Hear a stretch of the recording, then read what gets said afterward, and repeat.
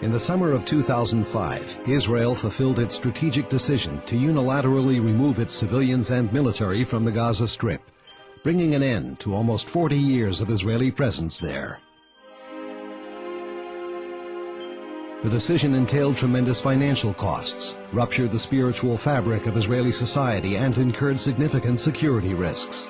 Nevertheless, Israel hoped it would promote a positive process of change with the Palestinians, allowing the Palestinian Authority to assume full security control over its territories, to demonstrate state-like behavior, and bring about peace, quiet, and prosperity for civilians on both sides of the border. Unfortunately, this was not to be. By the beginning of 2006, parliamentary elections brought Hamas to power, a successful manipulation of the democratic process by anti-democratic forces. But its newly achieved stature did not influence Hamas's radical worldview and policies. Apart from Palestinian Authority President Mahmoud Abbas, Hamas now makes up the entire Palestinian government. Yet it still refuses to recognize Israel's right to exist, to cease terror attacks, or even recognize previous agreements with Israel. Following the formation of the Hamas government, and despite the absence of any Israeli presence in the Gaza Strip, terrorist attacks continued, alongside an increasing rate of arms smuggling into the Gaza Strip. Hamas's force buildup is part of a larger context in which both Hamas and Hezbollah receive indoctrination, financing, training, weapons, and intelligence from Iran. On June 25, 2006, Hamas further escalated the situation by launching an unprovoked attack into sovereign Israeli territory, killing 2 IDF soldiers and kidnapping a third named Gilad Shalit, with the express intent of holding him hostage and using him as human ransom. Just 1 year would pass before Hamas would once again push the region into unprecedented chaos by launching a violent overthrow in the Gaza Strip, killing, exiling, and persecuting fellow Palestinians associated with Palestinian Authority leader Mahmoud Abbas. This violent move was severely criticized by both Arab and Western leaders. Yet, rather than leading to moderation, Hamas' control of the parliament and government only encouraged greater daring and extremism. Radical Islam was now being freely indoctrinated among the people of Gaza, infusing the masses with hatred of Jews and Israelis, and inciting to further violence. Hamas radicalization of the Gaza Strip and its constant momentum and escalation did not go unchecked. Effective Israeli security measures, together with international pressure, brought about an Egyptian-brokered State of Calm agreement in June 2008. Yet rockets continued to fall in Israeli territory and weapons continued to flow freely into Hamas stockpiles. During the second week of December, Hamas unilaterally terminated the State of Calm agreement, clarifying its intentions by initiating a barrage of rocket and mortar fire into Israeli territory. On the final evening of Israel's 2005 disengagement, an IDF officer locked the last gate between Israel and Gaza with the intention of never returning. The Palestinians no longer had the Israelis to serve as an excuse for continuing their attacks. Since then, instead of striving for a final status agreement with Israel, Hamas has marched directly into confrontation, escalating threats at every opportunity. Every state has the explicit obligation to protect its citizens. No state would stand by idly while a terrorist entity along its border victimized its civilian population with rocket and mortar attacks and carried out a force buildup through the illicit smuggling of massive quantities of weapons and ammunition that not only endanger but actively target ever-growing numbers of civilians. Operation Cast Lead is a reaction to Hamas's actions, a necessity incurred by Hamas alone. It is interesting to juxtapose the methods used by both sides.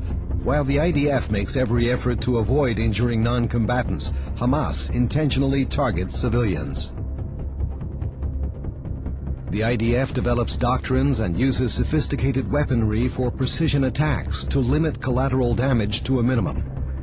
Hamas, on the other hand, aims its weapons at civilian population centers to inflict as many casualties as possible. While the IDF engages in high-intensity military operations, it allocates considerable attention to the well-being of Palestinian civilians, facilitating and supplying humanitarian aid. Hamas cynically uses its own civilian population as human shields, behind which it hides weapon stores and fires rockets into Israel. Hamas has traditionally taken Israel's restraint as weakness, but Hamas is mistaken. This restraint stems from the strength of Israel's defense forces and the resilience of its society. But tolerance cannot come at the price of innocent civilian lives. Since the beginning of Operation Cast Lead, Hamas has drastically increased the pace and range of its attacks against Israel. Within the context of its right to self-defense, Israel is and will remain unwavering in its commitment to ensure the security of all its citizens.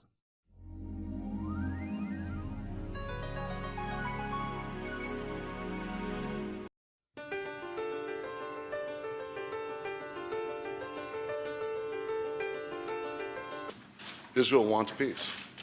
I want peace. What we all want is a peace that will be genuine, that will hold, that will endure. And I think that we both agree that a peace based on illusions will crash eventually on the rocks of Middle Eastern reality. And that the only peace that will endure is one that is based on reality, on unshakable facts. I think for there to be peace, the Palestinians will have to accept some basic realities. The first is that while Israel is prepared to make generous compromises for peace, it cannot go back to the 1967 lines.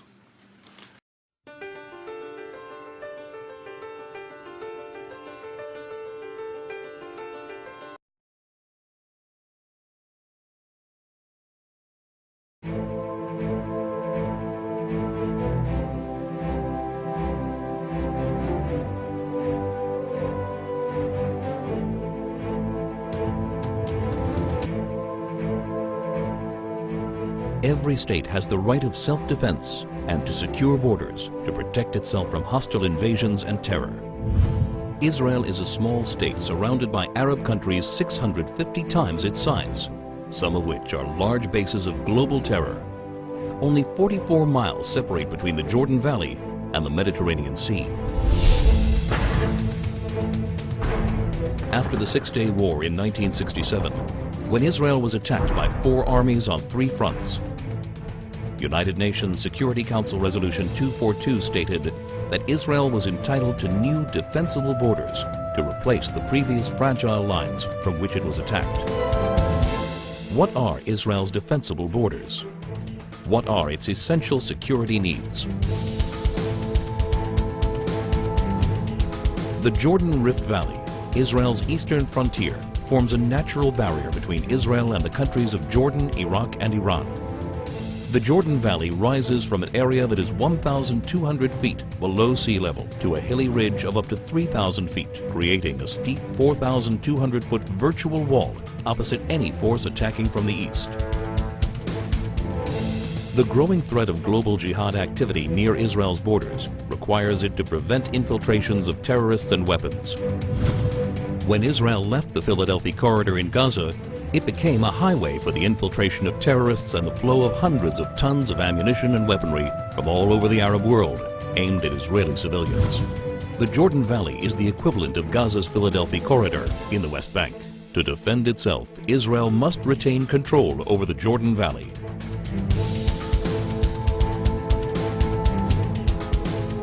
This is Israel's mountain ridge, rising up to 3,000 feet.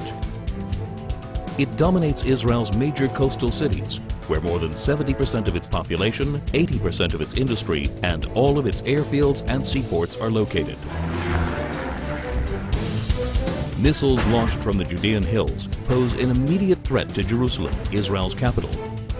Israel's only international airport, Ben Gurion, would be in the range of even primitive rockets, while all planes taking off and landing would be threatened by shoulder-launched anti-aircraft missiles. More advanced weaponry would be able to hit virtually any point in Israel. If Israel were forced back to the 1949 armistice lines, the Green Line, the country's width would be reduced to a narrow 9-mile waistline that would be impossible to defend. That's why any future arrangement must include Israeli control over key areas of the mountain ridge and a demilitarized Palestinian state. Israel's narrow borders means a combat aircraft can cross the entire country in under 4 minutes. In less than 2 minutes, an enemy plane could penetrate the country's airspace via the Jordan Valley and reach Jerusalem. In order to thwart an aerial attack on Jerusalem, a hostile plane must be shot down at least 10 miles east of the capital to prevent it from crashing into major population centers. Therefore, Israel must be able to identify hostile planes before they cross the Jordan River line and intercept them shortly after. To defend itself, Israel must control the airspace over the West Bank.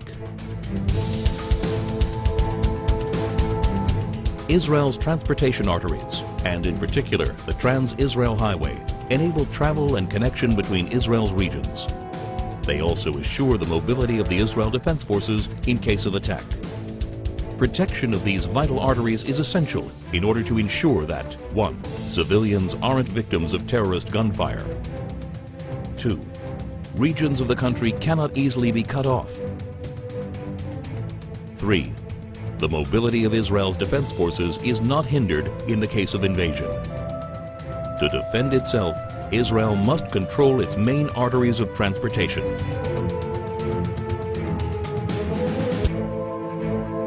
There is enormous uncertainty about future trends in the Middle East. Iran is determined to become the supreme power as the U.S. withdraws from Iraq. No one can guarantee the future of many of the current regimes in the region. Today, more than ever, it is crucial to ensure defensible borders for Israel.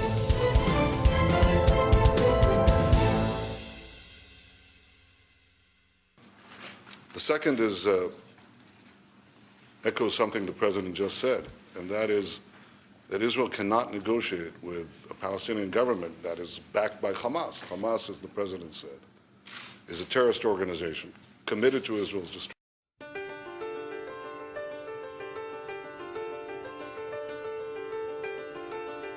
Now from the spokesman for the Israeli Defense Forces, Lieutenant Colonel Peter Lerner is joining us right now. Have any of these rocket or missile attacks from Gaza created any casualties of Israelis so far, Colonel? No, I'm happy to report that we invest in life. Indeed, the Iron Dome project seems to be a strategic project which actually gives us the leeway, gives us the capability to make cool-headed decisions of what we need to do.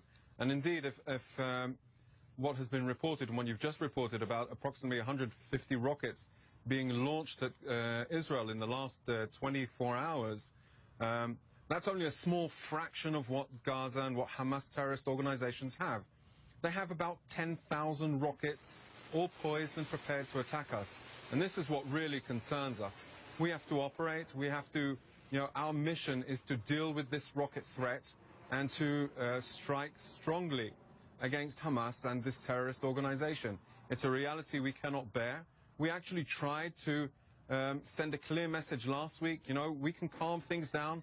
Hamas, please calm things down on your side. What did they choose to do? They chose aggression. They chose to attack us. They chose this barrage of hundreds of rockets against our civilians. It's unacceptable. Colonel, what can you tell us about this Hamas beach attack, or beach raid along the Mediterranean in Israel? We have some video we're showing our viewers. Indeed, the IDF located 4 or 5 people that were coming out of the sea. It seems that they were swimming and they had weapons on them. Our surveillance picked them up immediately, alerted the ground forces, and in a combined effort, together with our Air Force, our naval forces, and the infantry on the ground, took these terrorists out. I would say that they came to the wrong beach party. These terrorists they should have stayed on their own side of the fence. They paid dearly for this.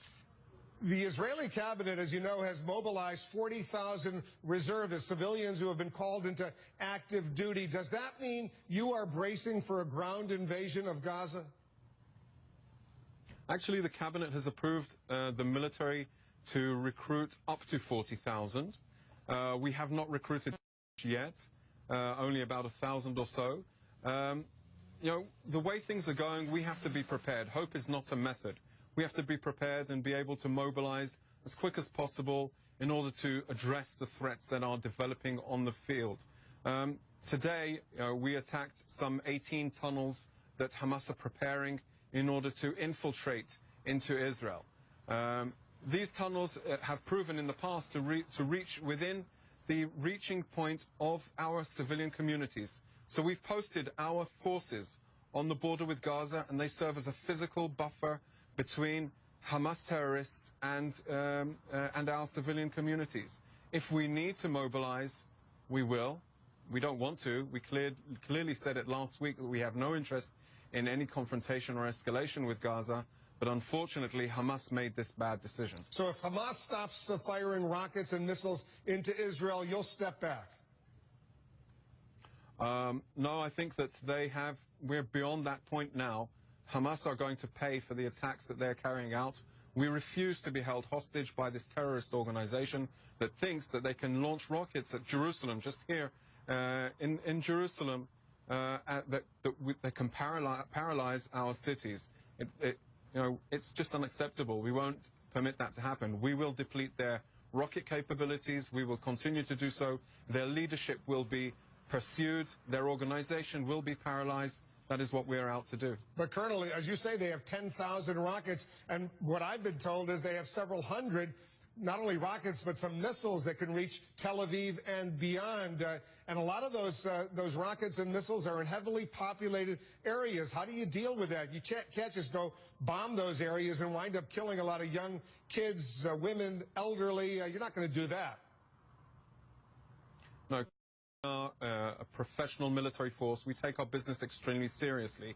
We base our missions on highly credible intelligence and operational capabilities. We do a precision strike. We use precision munitions. If you're involved in terrorism, you know it. You know you are putting yourself at risk. You know you will have a personal price to pay. And indeed, we do realize that 10,000 rockets, they won't disappear overnight. That's why we expect it to be a long mission. So what I hear you saying is that the airstrikes will continue. You're not yet ready to deploy a ground force invasion of Gaza, but the airstrikes are going to continue. Is that what you're saying? Absolutely. And you've reported, and Ben from Gaza is reporting our ongoing activities. And indeed, the Hamas terrorist organization is going to pay a price for their aggression against Israel.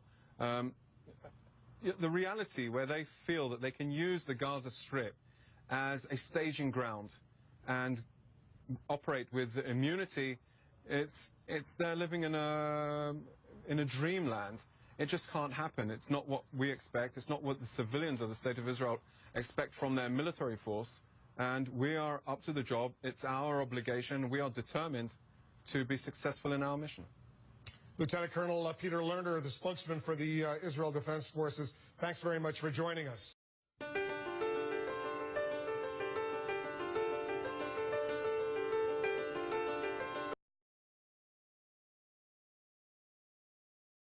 الآن عفوا لا زال الناس يعتلون سطح المنزل؟ كما أبلغنا يعني من شهود العيان يعني التجمع كبير، وما زال المواطنين يعني يحتشدون للوصول لتلك البيت الذي يعود المنزل الذي يعود لعائلة كوارع لمنع طائرات الاحتلال الحربية الصهيونية من استهداف هذا المنزل كما هو المعتاد. تعليقك على النقطة الأخيرة دكتور، الناس يعودون إلى الأسلوب الذي حقق نجاحا كبيرا في فترة من الفترات.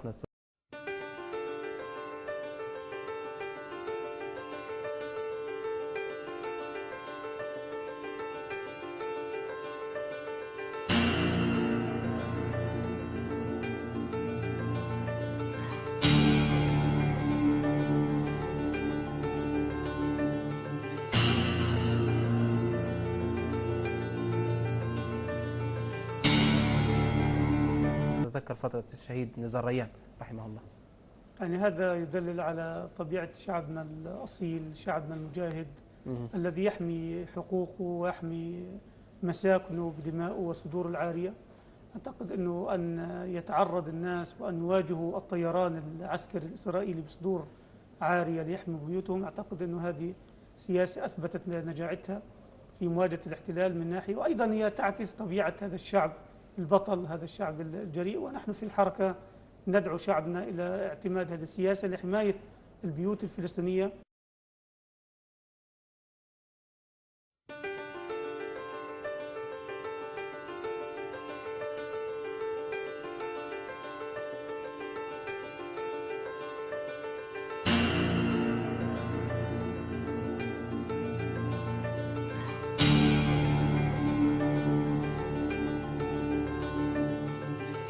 with Israel. She's a human rights attorney and a former legal advisor to the Palestine Liberation Organization, or PLO. She's also served in the past as a negotiator in Israeli-Palestinian talks. Diana, good to see you.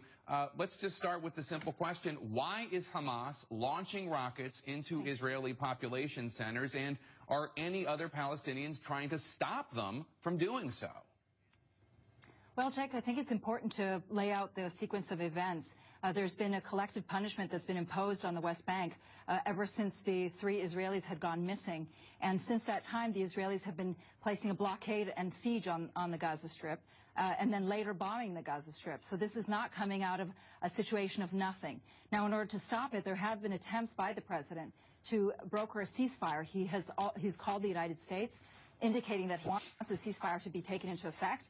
But Prime Minister Netanyahu has made it absolutely clear that he does not want to have a ceasefire. So given this sequence of events, I'm afraid that we're actually going to see things get worse in the short time.